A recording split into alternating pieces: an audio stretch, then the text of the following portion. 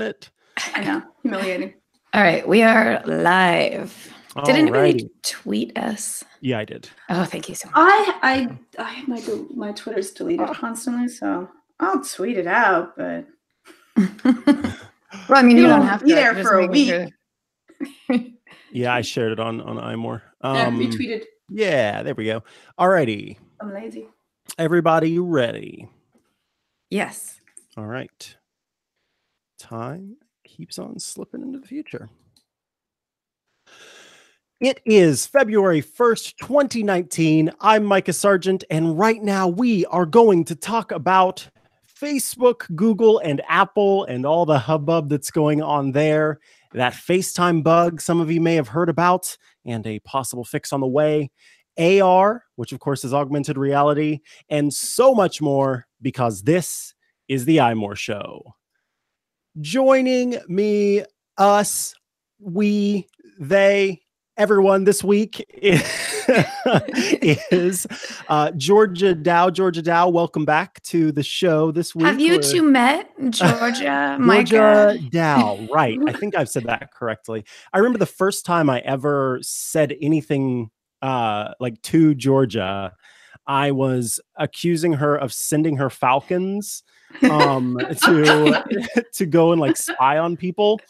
And that's probably true. That's how we kick That was things probably off. true. That probably happened. I have not yet done my falcon training, truly. Oh, that's I'm going to. It's on my list. Definitely. Did the Sharks this year, Falcons next. It's just going to happen. 2019, the year of Falcons. Falcon Punch. So welcome. Thank you for being here. And we have the steadfast, the true, the ever-present, and the ever-awesome rock on. It is Lori Gill. Hello, Lori. Hello, how are you? I am great. So happy. We always have the always amazing and fantastic and golden voiced Micah Sargent. How are you? Oh, thank you very much. Thank you. You never get to be introduced anymore. You're always doing the interview. Hi, it's me. Renee is waiting for a plane to be de-iced still, I'm sure. I think that process takes like 2 days if you're flying out of Canada. So we wish him well and wish him warm. But we are going to kick things off. There has been quite the kerfuffle, quite the series of interesting things happening. Series of interesting is a good way to word it. Yeah. Series of unfortunate events that have taken place. So let's kind of go through this timeline really quickly. Facebook a long time ago made an app, and it allowed it was a VPN service. So it's a virtual private network, and you downloaded this app and it would essentially track everything that users were doing on their device, because once you get virtual private network access, it sort of locks into your phone and can look at your browsing and everything that you're doing there. That app was blown up across the sort of tech landscape. A lot of blogs wrote about it. A lot of different sites wrote about it and said, hey, this is kind of a gross thing.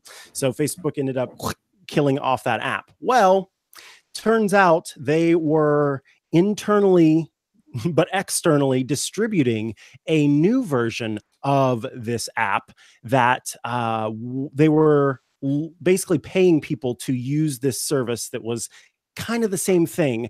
And it was looking at how users use their devices, all the apps that everything. It installed custom certificates on your iOS device, which gave Facebook access to everything within your phone.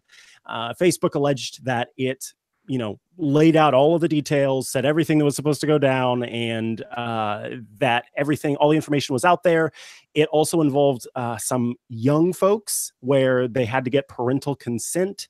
It was a whole mess. It ended up because Facebook was using a certificate program, which allows you to install apps internally on your company's devices. So your employees' devices, they were using that to install externally to let people use that. That goes against Apple's terms of service. Apple shut them down.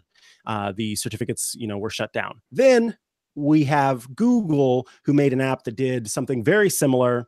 And so Google turned around and did the same thing to Google. Let's talk now that we laid out that whole landscape. What is going on here? So this, to me, we've been talking about privacy for a long time now. And I think what's happening is we were giving away our data and we were compartmentalizing what we were giving away. For example, Google tracks me because I use Google Maps. Well, okay, so it knows my locations. It uses all that information. It knows where I go. That's compartment one, right? And then, Amazon knows the kinds of things that I like to buy. And, I might look at a pretty dress on Amazon and it will, show up in an ad later. So Amazon is marketing to me, and that's compartment two.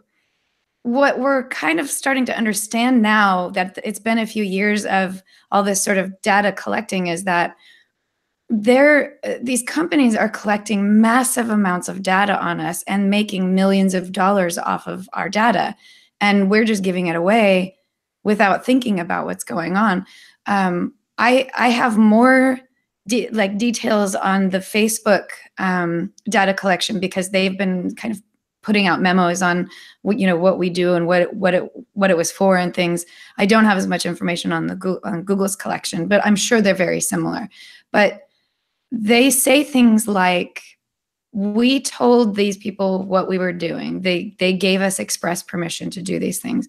But I completely disagree that they knew. I don't believe that people know what's being done with their data. And this is what's been going wrong this whole time.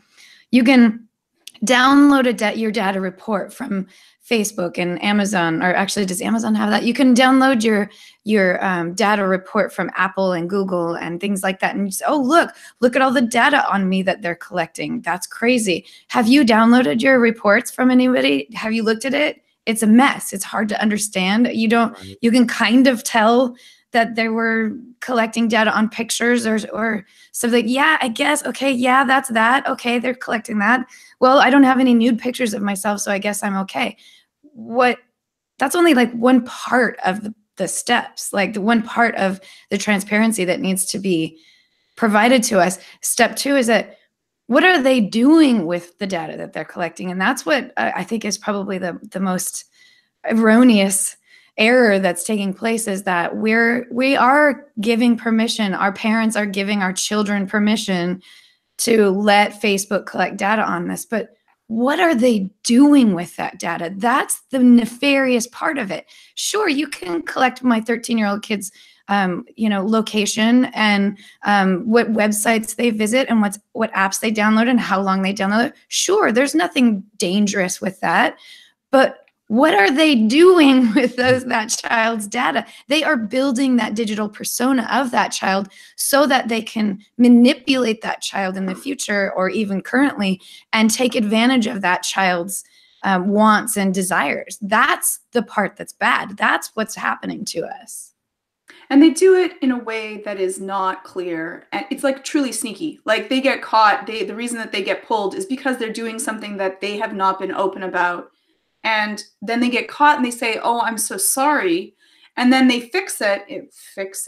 And then they let back into the garden. Like there seems to be like a rule for small app developers, and a small app developer makes a tiny fraction of a mistake that does not actually even invade someone's privacy. Their app gets pulled for like an infinite amount of time.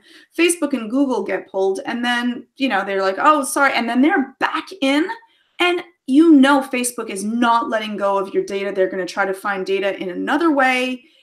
It'll probably be sneaky. We probably don't know about it. Like the tracking of us when the app, like just by having the app, even when the app is not open, which does not happen that we know of on iPhones. But again, this company is nefarious. This is not a company that has our best interests at hand. It's like me buying a welcome mat, and I buy a welcome mat for this company, and then the terms of services by buying it means that they get a chance to stand on that welcome mat and go around to the other windows and peek at me while I'm in my house doing my regular stuff. This is what these apps, these companies are doing to us. And people are like, oh, you know what? Well, I'm not doing anything that I'm nude at the moment. So it's okay for them to be creepy and watch me and track everything like I'm, a research person in the middle of that. This has to be criminal. That's the only way they're going to stop these small little tiny, you know, the EU that sends these record fines that are a fraction of what they make in, you know, a month is ridiculous. It's not going to do anything. This has to become criminal. Just like if I caught some peeping Tom out my window, my answer wouldn't be, well, I was just cooking. I wasn't doing anything wrong, so then it's okay. People see their data, which is, you know what, let's be honest, they can gather more about me on my phone than they can if they were actually outside my window. Yeah. Yeah. You know, it's not okay. There has to be something in place, and they can't police themselves. I am sorry. There is no group of people, no one is able to police themselves. My child gets caught and I'm the cop that sees my child get caught doing whatever, breaking a window or stealing something. Odds are that person's going to let their child go. You cannot police your own people. And unfortunately, all of these companies are inside of each other's pockets. So even the best of companies can do as much as they can, but can't police them either. It has to be legislated and it has to be criminal. That's actually a really great point. I was just talking with my significant other about this morning. He's a film studies major. So he's got like a little bit of like, he knows a little bit more about the history of film than I do. And I was talking about this like need for regulation that companies like Facebook, what you're saying is exactly the right example of a company like Facebook is too big to just ban from the internet. Everybody uses it. Everybody uses it for different reasons. Okay, so what happens when an organization or when a certain category of thing becomes too big to disappear? The government steps in and regulates it in order to protect our citizens and in order to protect us. The film ratings is an example of film was being made and distributed all manner of ways with no ratings, no way to tell parents or to tell families the appropriate age for children to watch this. So the government decided it was going to step in. But what happened instead is that the film industry decided they would police themselves. And they said, you know what, we'll take care of this. We'll start rating all of our films. We're going to bring in an organization of people that are going to watch all of these films and rate them and make sure that they are appropriate for the right ages. That, I think, because it's going to be one or the other. Either the government's going to come in and regulate it, which is, it's bad for these companies that want to continue to do what they do, or the companies will eventually be forced to self-police, in which point they will start deciding the regulation rules that go into place. So we'll see how that goes, because they're major companies making millions and billions of dollars, and they're going to, if they self-police, their regulations are probably not going to be quite as protective for the residents of the world, but it's better than nothing. And if they can provide something, that's something. As I think government regulation, we've seen what goes wrong when the government tries to step in. They don't understand technology and they ask questions that don't matter or make sense. And if they were in charge of how the internet worked, they would fail at properly regulating it. If these major corporations that are dealing with our data could self-regulate, self-police, possibly there could be some good regulations in place that protect us while giving them what they want. See, I don't know if that would ever be possible, though. That's the only thing, is that there is no way they make and this is it's criminal. What they're doing is criminal. This isn't just like a movie that's going to make my child upset. They're selling our data. They're gathering data that they don't say that they're dealing with. The terms and conditions are absolutely impossible to be able to understand and read through. They do that on purpose to it.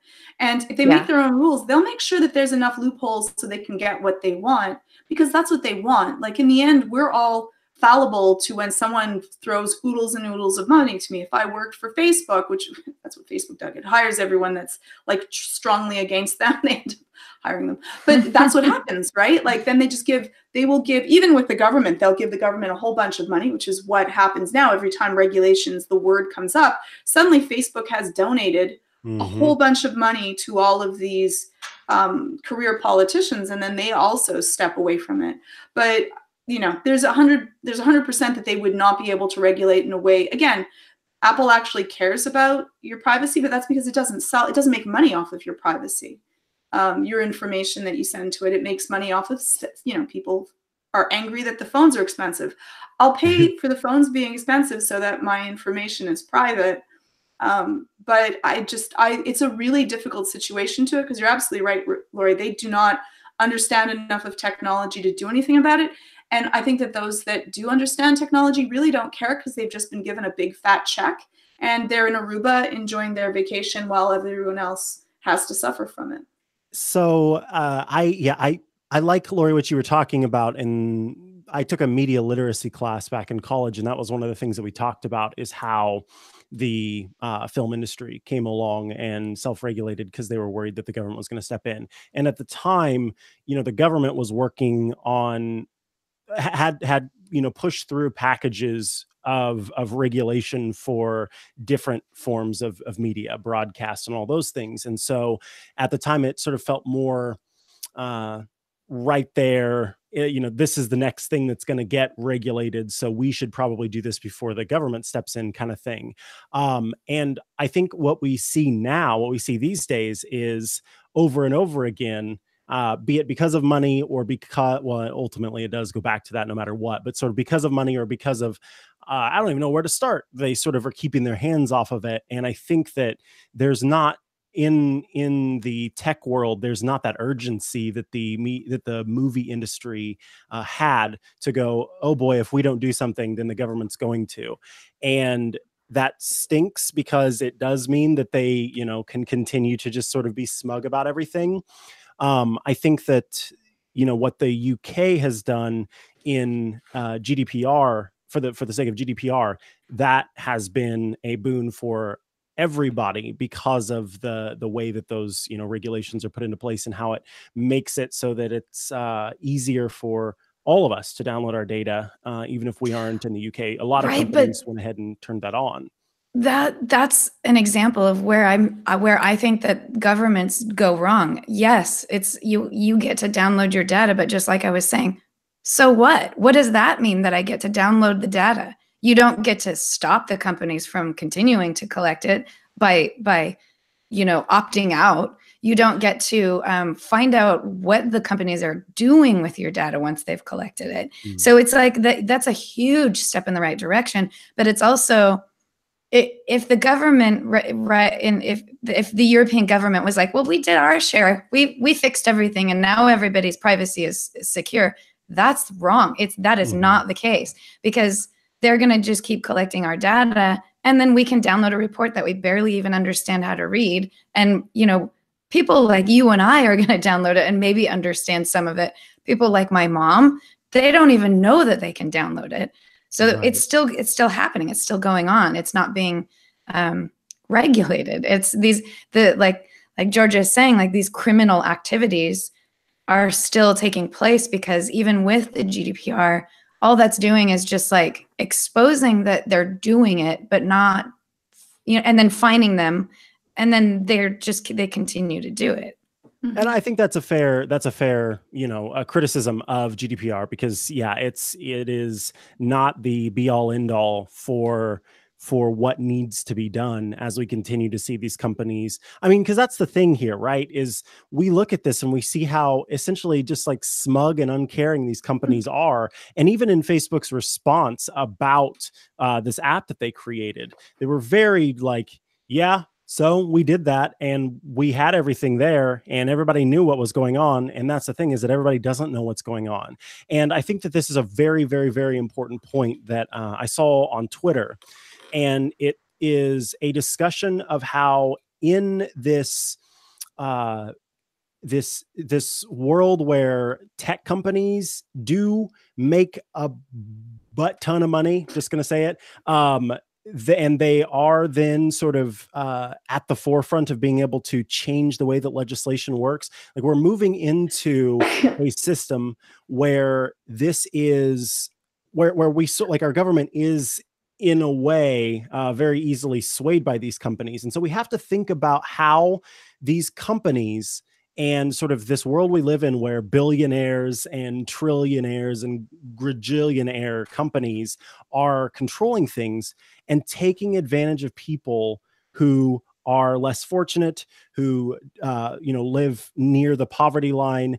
And think about how, because there was this discussion about well, it's just a $20 gift card, like why would anyone turn over their data for that?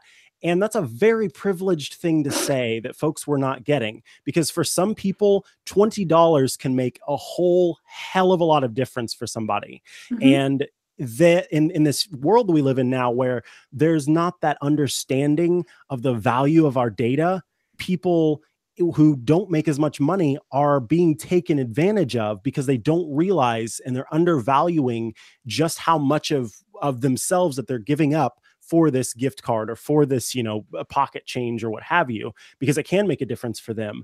And so even in that case, we need to be paying attention to how companies are doing that, because where in yesteryear, taking advantage of someone might be, I don't know, like overcharging for a used car and it's got a bunch of problems, and someone pays not very much money for it but way more than they should have or what have you, and they end up getting a clunker. Like these days, the way that people are being taken advantage of financially is through this data. And Georgia, I remember when we used to do a show together, Disruption, at that point in time, and that's been a few years back now, I was very just sort of about my data, about my the data that I shared online. And I remember like the episode where you talked about the importance of us understanding and valuing that, and not letting it be this sort of laissez-faire kind of attitude. And like that changed my mind that day, and I have slowly but surely continued to become even more of a staunch privacy and data protection advocate, because if we don't make that argument, if we don't shout about it, if we don't talk about it, then the companies are going to win by teaching us to undervalue something that is incredibly valuable. Mhm. I absolutely agree. I absolutely agree. And that's why it's so important that we do this show, because I remember when we first started, no one would talk about this. No one was angry. No one talked about privacy. And then like last week I wrote to Renee and I'm like, wow, look at this. Now people are saying this should be like, there should be criminal charges that are brought about companies that take advantage of people. And I'm like, that's the first time I've ever seen it in the wild. People talking about how, you know what? These fines do nothing. The companies are too big. They're in the pockets. Let's legislate something where they, that they care about. Being behind bars, the only thing they care about is taking away their freedom, because the rest is pocket change to them. And I'm like, okay, so it works. And, Lori, you touched on it. A lot of people still say this, and this was something that I used to say. Well, I'm not doing anything wrong, so it doesn't matter if, there's nothing that I have to hide. And when you approach it from that mindset, then of course that's how you're going to think about things. But it's not about doing something wrong or having, like, you should want that protected from the get-go. And that's sort of where we're seeing that shift happen. But I think that there's still a lot more work to do. Like I scroll through Tumblr, maybe once a day, once every other day, a few times a week. And there is always a joke about how there's always some sort of meme or joke about how everybody has like an FBI person assigned to watch their phone. And so it's like, oh yeah, when the FBI agent in my phone checks in on me, and then it's just like a person wearing these stupid glasses and like drinking from, I don't know, a shoe or something. And like that is a meme because we see that as like a funny thing, where if an FBI agent were to be assigned to like watch us for whatever reason, we're not doing anything bad. I'm just drinking from a shoe and it's funny. But it's like, that is the perspective that we have right now. And when we don't think of it as so much of a joke, like these companies would like for us to, and these government organizations as well would like for us to, but when we think about it as genuinely an extension of our brains and our identities, those things, like we have the protection of the stuff that's inside of our head, and now our devices serve as the extension of that sort of storage and you know, like you could build a mica from my interactions and notes and you know what I mean, stuff that I do on my phone. Yeah, And like when you think about that, I think I've said this before. If there were a program or a, you know, if there was someone out there like that could design a code, could code an app that would create a digital version of you based on all the data that's collected about you, that digital person would literally be exactly you, doing everything you do every day, all the time. It would be a The better music you you. listen to, the movies you watch, who you more talk efficiently. to, when you go to the bathroom, how much you weigh, all of that data. It's all out there. It's all being used by somebody else to make money off of you. I think about this. If you're working in an organization where you make minimum wage and the person who is directly above you is making $1 million a year and just raking in the dough, and you're working real hard and you're making minimum wage, and that person is just sitting in a chair making $1 million, which I know like literally happens in real life. Right. But you get you feel a little bit burned, a little indignant. You want more money. You're the one working harder. You want that job, or you at least want to get paid what you think you are worth, while that person who's making $1 million a year is sitting on their butt doing nothing. That's me and my data and Google and Facebook and all these organizations that collect my data. I'm working hard as this human being. They're making millions of dollars off of the work that I do by collecting my data, and I'm giving it to them. I'm just like slave labor to you. Sorry to use that term. I know that's not a good way to do it, but I'm giving them something that they should be paying me for. And I don't mean in that sense of like the you know, let us pay you to market research. I just mean like I am a millionaire. Renee has said this before, in data, yet I'm just handing it out to these companies and letting them make millions and millions of dollars off of me while I do all the work.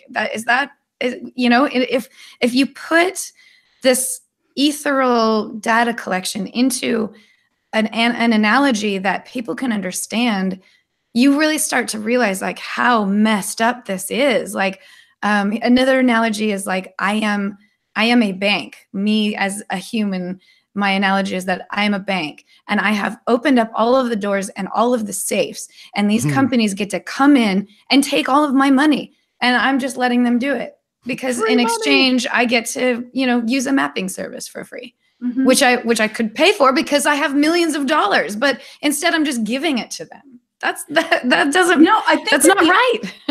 I think that you're absolutely right. I think the only way though that people would get it is if, you know, if there won't be ads out there, because who would pay for them? But like, you know, have someone that is creeping around, following you around and tracking everything. You go to the bathroom and it's like, oh, how long? Oh, you sat there for 25 minutes and this is what kind of coffee that you drank, and kind of monitoring you every single moment of the day and what you do to that. That would be the only thing that would bring it home, because how creepy and horrific that would be. Even if it's just me going, like I see someone staring at me on the bus and I'm like, please, like just stop, like stop. Don't do that. It creeps me out. But people don't get how this is there and how it can be used in really bad ways. And we've already seen it, right? That someone sneaks into someone's information, leaks it, and uses it for either political gain, to blackmail someone else, to embarrass, to slander, and to control. And so in countries where there's freedom of the press-ish, you could say that, you know what, that's probably not going to be that big of a deal. But in autocratic governments, this is a huge deal. And this could be used or could be manufactured, so it might not even be true, in order to be able to control political adversaries and what people say and what people do. Like, we are in Black Mirror already. We just need to kind of wake up. Yeah, and one of the things that has me kind of worried as of late is these health programs that insurance companies are doing, where if you sign up and you give them like access to your Fitbit account or access to some sort of, you know, different apps or what have you, and you start logging your water intake and you log this and you log that and you do this and you do that, then these insurance companies will give you deals on your insurance. And so you might, you know, not have to pay as high a premium or what have you. But things are going a step farther now, or a step further now, with artificial intelligence and machine learning and all this jazz, where these insurance companies are looking at ways to learn about the person who who signed up for an account, one of their subscribers, and to try and monitor them to a deeper extent. And so there's was just a post, and I wish that I had it, but there was flew by on Twitter, and it was showing you like what you need to keep in mind in order to keep your insurance company from knowing stuff about you. And so an example was like, because one of the things that like every insurance company ever asks is, are you a smoker? Have you ever been a smoker? And if you lie about that, and then later you post on your Instagram or your Facebook or whatever, and maybe you're in the back of someone else's photo and you're taking your smoke break or what have you, Facebook does facial recognition, and then that makes its way all the way over to your insurance company. Your insurance company pulls up like 6 different photos and a bunch of evidence to say, actually, we think you're a smoker. Also, you gave us access to your health records, and your doctor says you have hypertension and this and that and the other, and these are all symptoms of being a smoker. We think you're probably a smoker, and so your premium's going to go up.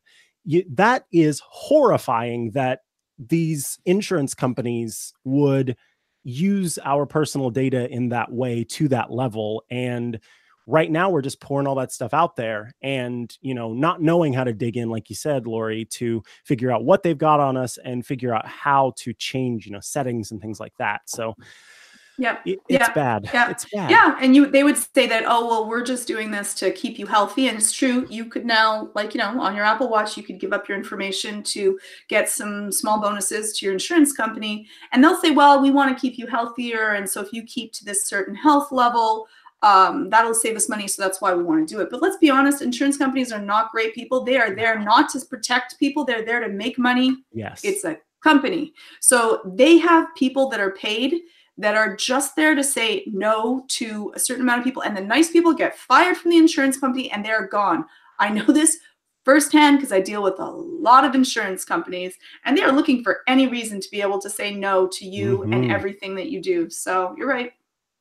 Oof. So this is obviously going to be an ongoing discussion. There continue to be tons of privacy concerns and tons of companies, unfortunately, taking I think we're going to rename our show the More Privacy Show. The iMore Privacy Show. So we will, of course, keep an eye on these things and talk about them as they come up. But I want to tell you about our pals over at Thrifter. Thrifter is a way to save money on all sorts of items. It's how you shop based on value instead of hype. It's how you find those good deals. And it's not deals that are coming across in your Amazon because Amazon knows how you shop and what you like. These are the best deals available because they're human beings out there perusing the internet and cruising the web to find those deals for you. If you head to thrifter.com and sign up, you'll get those thoughtfully selected deals right there in your inbox. All the stuff, none of the fluff, at thrifter.com. Lori Gill, the ambassador of the Thrifter deal. Could you tell us what deal you're spotting today? Have you ever lost your phone or your keys or your wallet or your dog all at the same time? Yes, all of that. All of that. You need a tile tracker. You need a tile tracker. Okay. And I need some more. Right now, you can get a 4-pack of TileMate trackers or the Tile Combo 4-pack for just $40. It's $20 off. I have a tile tracker in my wallet, and I'm telling you, it's a lifesaver.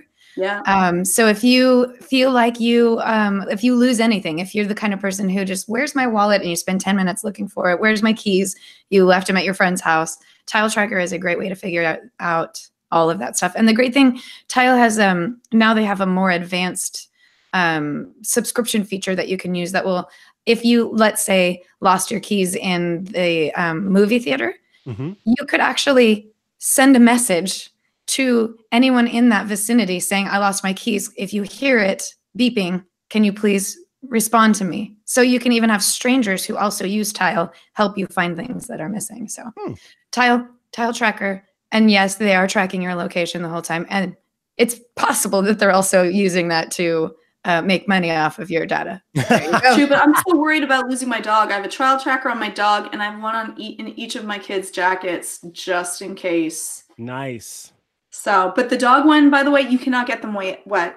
So my dog one, I need a new one. So this is a good deal, Lori. I'm going to be taking another look because I need a new one.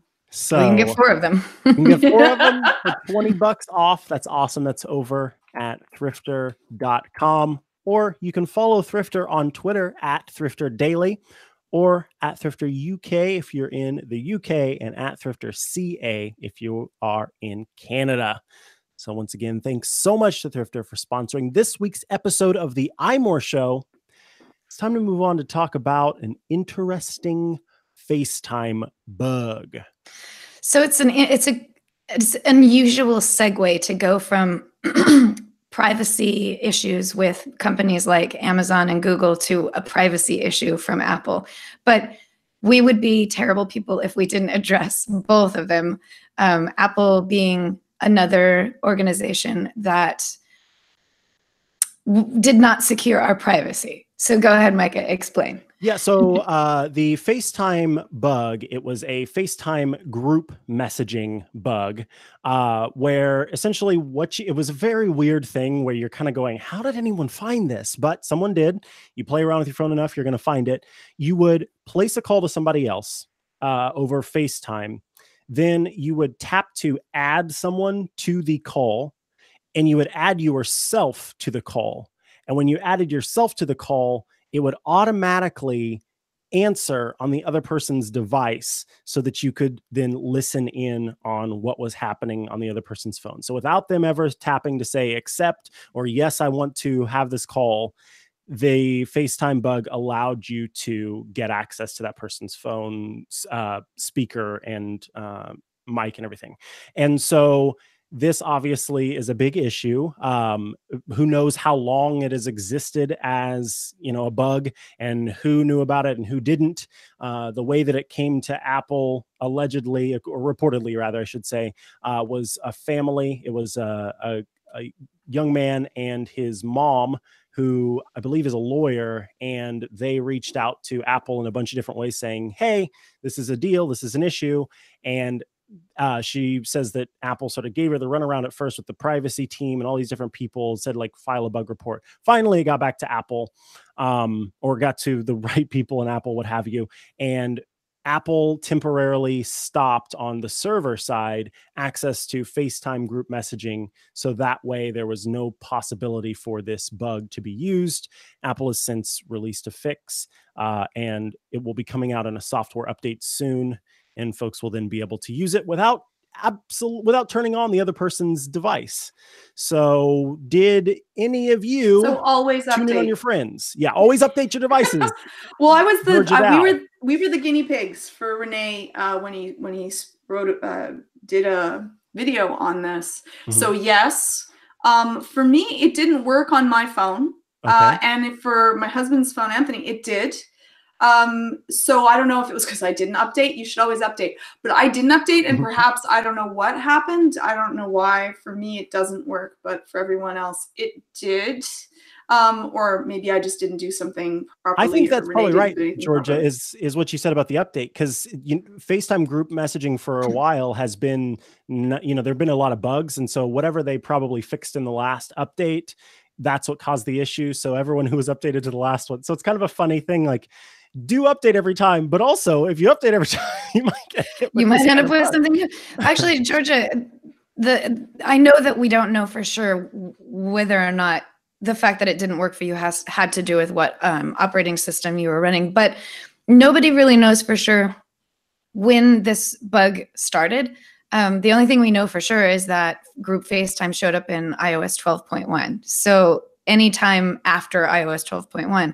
But your experience, again, we don't know, but it almost makes me think that we can almost narrow it down a little bit more to the most recent. Because were you on iOS 12.1? You know, I Three? wasn't really sure. I've updated since then because they put out some fixes. So I've updated since. So I'm not going to be able to check what I was at then. And we truly should have, but Renee was putting it out like in the middle of the night kind of thing. We're like rushing over trying to get everything so that he can get the video up right away so people would be aware and be able to protect themselves. And so yeah, I'm not really sure to that, but like again, you know, Apple did give them a little bit of a runaround, but they had this up and working on it and like putting it out within a week, which is like really fast. Like again, they really do want, they're not selling, like they're not making money off of your privacy. That's how you can make sure a company's going to have your best interest at heart, is that they want you to buy from them. So they're going to take care of you. It's a service that they want you to buy from them, not you're the product and they want to market you. Yeah, you're buying from them. They're not like selling you. Yeah. They're selling to you. They're not selling you. Yes, if you're paying nothing, you're the product. Exactly. Or you're paying like a reduced rate, essentially, where it's like television, a lot of smart televisions. That's how they make money off of you. There's creepy. Yeah. Now, with this, you know, there's certainly the argument that there is a bit of an issue here, and it does stink that this, you know, bug fell through. Bugs do fall through. This is a very, again, like I said, it's sort of a convoluted thing that, wow, somebody found. It absolutely stinks that it happened, and Apple, within the capabilities of what they had, got it addressed in the time that they got it addressed. I think the one argument that I feel is to be made here is one about the difference between how the Android operating system and the iOS operating system update. Because with the Android operating system, one of the cool things is you can essentially download little packages all the time. So if the company needs to fix something, there's like, you know, the whole Android system, but then you can just download a little update from the Google Play Store and it pops that in and fixes whatever is wrong. Whereas with Apple, these features are mostly, they wait and wait and wait for the next big point release to come out. And so those fixes can take time. And the way, like I said, that they dealt with this was just by disabling it on the server side. Whereas if we didn't have to do things sort of point release style, where it's, oh, we've got these 12 fixes, we're rolling them all out, it would be kind of nice if it could just be, soon as there's a bug, they find it, they fix it, and, you know, maybe they wait until the end of the week, but then they can roll out 4 fixes instead of waiting to roll out 20 fixes. And this was enough of a big problem that obviously this deserved its own, all right, we're pushing it out now, soon. And so this was a time where it needed to happen. But I think that I would love to see a future where, you know, you still have your big announcements of huge new features that come, but in between then you can just roll things out a little easier just by, you know, going to software updates in your settings. I see what you're saying, that little bug fixes, because, you know, even if this wasn't a big privacy issue, just a little bug is really annoying for people. And, you know, even if only 1,000 phones have a little bug on it, that's 1,000 people who don't get to use whatever that feature is. And Apple might postpone pushing out an update because it's only 1,000 feature or 1,000 people. And this particular feature, it's not that big of a deal if you can't use it. And it is that big of a deal for a portion of those portions of people. So yeah, like the idea of being able to like, just every time they have a bug fix, there's a little minor update that you can upload. You know, you could just download or have your system updates turned on automatically. So, you know, every night or every couple of nights, you're downloading a little update that has bug fixes. There's a lot of apps in the App Store that are like that, you know, once a week they're updating. And the only thing it says there's, you know, updating bug fixes or, you know, making sure the system is okay. And it doesn't even seem like an update. And you're just thinking, well, why are you even doing that? But actually they're just maintaining the system and making sure that all of their users are up on the latest version of it, so that it's like secure and safe and stuff like that. So yeah, and that's a good idea, definitely. And also be good content wise too. If you think about the way that Snapchat, which there are plenty of problems with Snapchat. But if you think about the way that Snapchat always has new lenses and filters and all that jazz, like practically every time you open the app, there's something new that you can do to some animal or to your own face. But Apple could use those point releases, but these little update releases to add new iMessage effects, those screen effects and the bubble effects, or roll out a new theme in news, or just these small things where right now we have to wait for these huge releases to get those things that you could keep the iOS operating system sort of. That's repetitive. You could keep iOS fresh and new by doing these little updates every once in a while. It's just kind of fun. And emoji too, I would do it. You see that? I think that's a great idea, Micah. Like, I like that, because I don't update because I'm not getting treats. And I don't update because I'm worried that I'm going to get ads suddenly, or something's going to be broken, or now I have to re-sign into security and I've forgotten which password I think it's going to become a nightmare. But I always update if I'm getting emoji, different colors, new fonts. Like, I'm very superficial that way. And so I would update if I'm like, I get one new, like 2 new, like whatever emoji or something like that. I'd be like, yeah, I'm going to update for that. And it would keep me doing it. So you're being treated. That you'll do what you're supposed to do if you. I work for stickers, Lori. There you go. Lori's got a lot of stickers. Oh, does she? Yeah. Stickers. Every time Lori sends me a letter or what have you, it's always got a bunch of stickers on it. Yeah, I have a lot of fun with stickers. Carefully peel them off and I put them on my sticker wall thing that I have. Yeah. Sticker. I have a lot of let's go ahead. And basically, be on the lookout for a software update. I can't promise any new Animoji for you, but it will fix this issue. So if you have been using FaceTime group calling, then you will be able to do that again soon. And you don't have to worry about people tuning in while you're listening to that Justin Bieber album for the 12th time. How embarrassing. And to be clear, in case anybody has any confusion about it, group FaceTime is the only thing that's been shut off. I actually had a conversation with Renee about this for clarification. If you're using FaceTime one-on-one with somebody and it's not working, it has nothing to do with the group FaceTime bug. I've used it just yesterday, so you're right. Yeah, they're on separate servers. The group FaceTime is on a server completely different from the FaceTime one-on-one server. So Apple shut off the group FaceTime server. The one-on-one FaceTime server is still working fine. So again, if you have trouble with FaceTime doing one-on-one with somebody, it has nothing to do with the group FaceTime bug. It's something else. Check your internet. Make sure the cat's not sitting on the router again. If that's ever happened, I don't know. Do cats sit on routers? Who knows? Cats sit on anything. That's how warm the router is. I can imagine. Yeah, my router gets pretty warm. It's nice and toasty. I can imagine. So this is an interesting little report from Bloomberg that says that Apple is working on some 3D cameras for the new iPhones. So we could have a triple camera system for the 2019 iPhones that would make augmented reality all the more awesome. I mean, I'm all in. I love augmented reality. I think that it has a long way to go. And I really do feel like 2019 is the year. If it's going to happen, it needs to be this year. In terms of like getting people excited about it, this needs to be sort of the year of AR. So I would love to see some cool, fun AR things happen this year. And if better cameras can bring us that, seems kind of cool. Yeah. So I love when the rumors start hitting about new iPhone products. That's why I put this on our list, is like, I love it when somebody says like the new iPhone is going to be, circular or see-through or something like that. So sort of predicting what's to come. Yeah. Things that are predicting what's to come are really fun to me. And this Bloomberg report, actually, it lines up with available technology and Apple's its known pathway toward AR.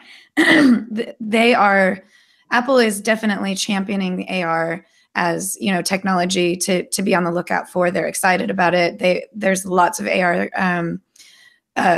features on our phones and our tablet and our iPads right now.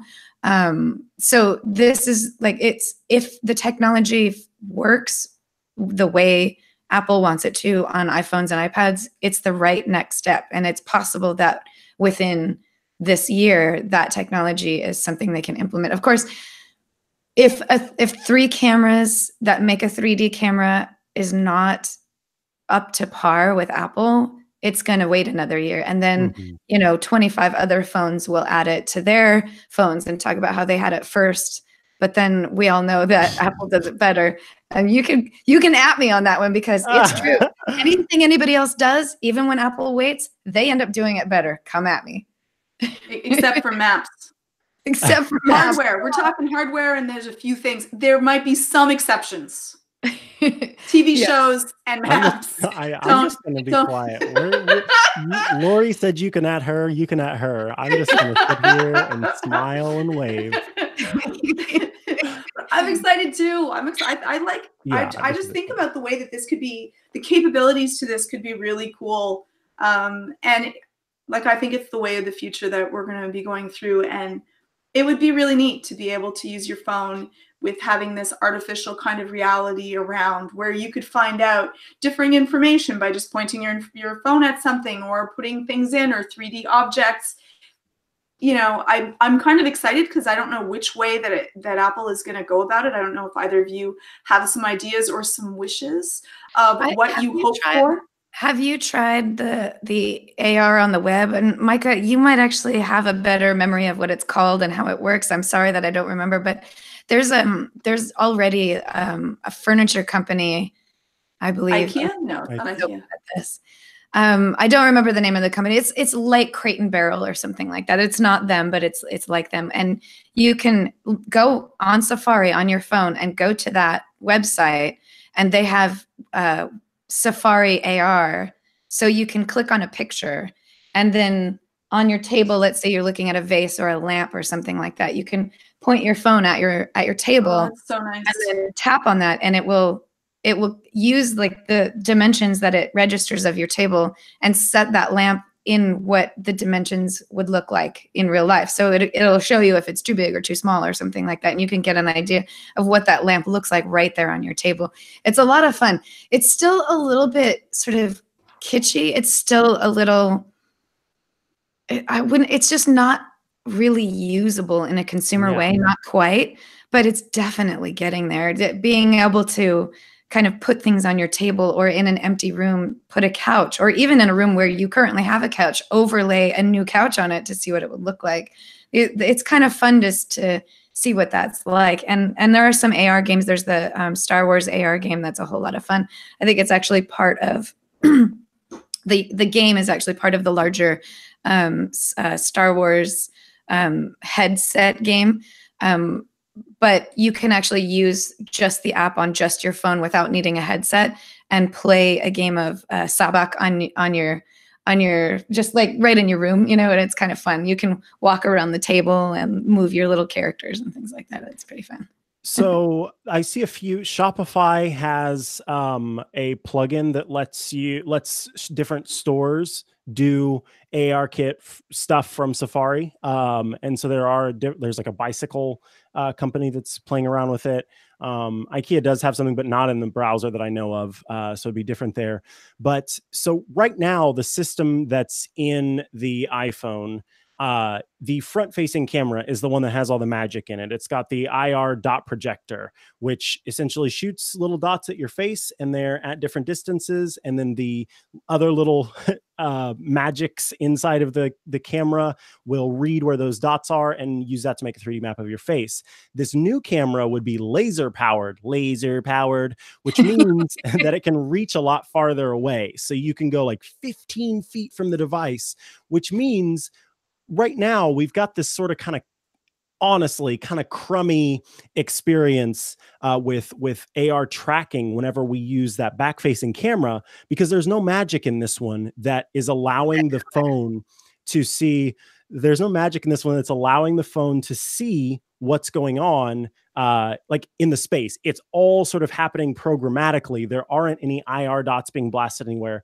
This would blast out lasers, which is going to give an accurate understanding of the scene and tell what surfaces actually are there physically as opposed to like algorithmically. So this could mean that when you take photos of folks, you know, on the other end of the camera, you could do lenses and Snapchat in a much better way. You could do fun stuff where you drop like, you know, a fake person, a cartoon character next to a group of real people. There are all these opportunities. Pokemon Go would get a lot better when you're walking around and you're seeing these, you know, characters in 3D space. It could actually be, you know, like dangling its legs off of a bench or something like that. Precisely. Yeah, precisely. So the laser power would be much better than IR dots. And that's kind of the big change there to sort of improve upon the camera system. And I love the depth features that iOS has already shipped with that the iPhones have. And so I think it would be pretty great to see improvements to that for sure, whether you're using the front facing camera or the back facing camera. Definitely. It's a great thing. Any more thoughts on that? Nope. It All looks right. like, though, we have run out of time. We have just about run out of time. The last thing that I would touch on is that Apple just had its first quarter earnings report. I transcribed the call, so if you want did a fantastic job transcribing. I can't believe that you do that. It's incredible. Amazing. That is amazing. So you can check that out if you want to learn more about what Tim Cook and Luca Maestri and all of the the people that are privileged enough to get to ask questions of those two on the call have to say. There's some interesting insights, even if they don't like to reveal stuff. But yeah, that's Apple Q1. We'll have a link to that in the show notes. But yes, we have talked about privacy. We have talked about FaceTime bugs. We've talked about cameras. And that means, folks, it's time to say goodbye, goodbye, good friends, goodbye. Thank you all so much for listening. Georgia Dow, if people want to get help with boundary issues, anxiety, depression, etc., how can they do that? You can check out anxiety-videos.com. We have packages and stuff like that. It's great because it's treatment in the privacy of your own home. Listen to like 10 minutes, then follow that for like a week, then listen to the next 10 minutes of video. You can't do it all at once. But it's myself and someone else who's like just amazing in the field. And hopefully that'll help make your anxiety better, live a better life. Awesome. And Lori Gill, if people are looking to get in touch with you online, where can they do so? They can find me in London because I'm going to London next week. Lori! Oh, how lovely. Yeah, come visit me in London. Track me down. Actually, yeah, we can all go and hang out with Lori in London. He's said it already. And we've all got her data, so yeah, we're good. Just send your digital persona to come visit. There you go.